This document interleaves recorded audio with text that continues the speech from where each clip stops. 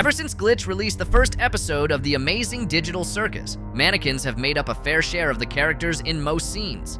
From being citizens of the Candy Canyon Kingdom, Pomni discovering Dr. Football while searching for an exit. These guys seem to be all over the place.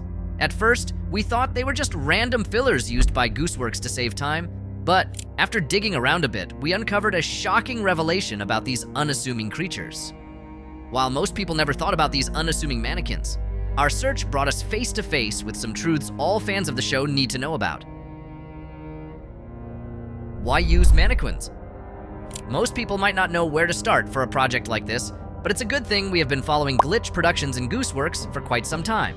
We searched through every promotion, image, fan art, and teaser video for every time a mannequin showed up in the early days of the Amazing Digital Circus. Dialogue? There will be all sorts of new dialogue from many of our new colorful characters! And the results were mind-blowing. We expected to see a good number of mannequins, but we weren't expecting to be blown away by the number of times they sneaked in a mannequin where they shouldn't be. This made us wonder if Glitch or Gooseworx may be trying to pass a message. So we did more digging. And while we didn't find anything useful on Glitch, Gooseworx's page was another thing entirely. The charismatic creator of the Amazing Digital Circus loves to create unique characters, and over the years, she has shown that her art style is nothing like the conventional art we are used to. Her love for geometric shapes makes her characters stand out in the animation scene, so it was puzzling to find characters as mundane as mannequins in her show. Knowing how she loves unorthodox shapes, we expected all characters in the show to be weird abominations, and she didn't let us down with the abstracted Kaufmo. Zooble is another character that just screams creativity, and the mix and match toy is what you would expect from a mad scientist, so having regular-looking mannequins threw us off balance. Sometimes, the mannequins looked out of place like the restaurant scene with Kane and Bubble, but when you realize that Gooseworx likes to push the boundaries of what most people consider normal, then it begins to make sense. One way she does this in the show is by inserting mannequins in places where most people won't notice the funny-looking creatures. Unless you've watched the pilot a few hundred times, you might not have noticed that there are rooms with pictures of mannequins on them. At first glance, you might think the rooms with mannequin images serve as blank slates for when new humans like Pomni enter the digital realm, but you would be missing one important thing. Whenever a character abstracts, the image on the door doesn't change right back to a mannequin, and this means there is something we are missing. Seeing how Gooseworx hasn't revealed a whole lot about the abstracted characters, the answer to this question might pop up in a future episode, so we know that's not the answer we are looking for.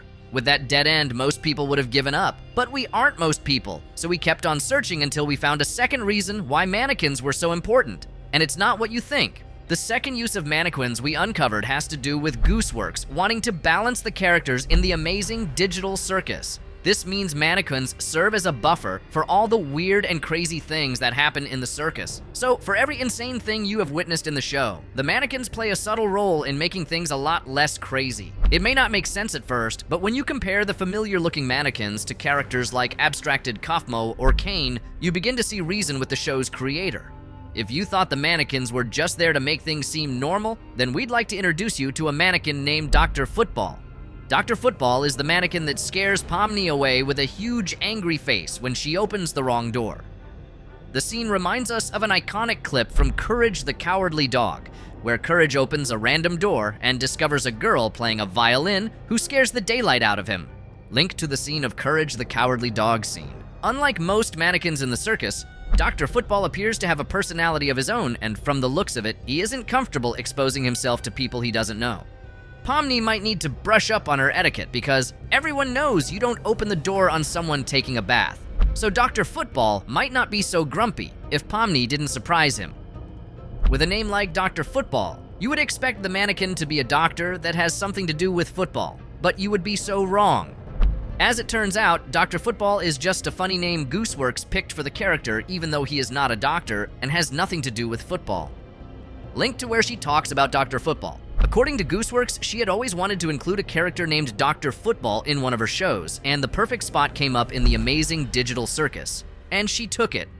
Dr. Football doesn't get a lot of screen time in the pilot, but there is no telling if the angry mannequin will make an appearance in future episodes.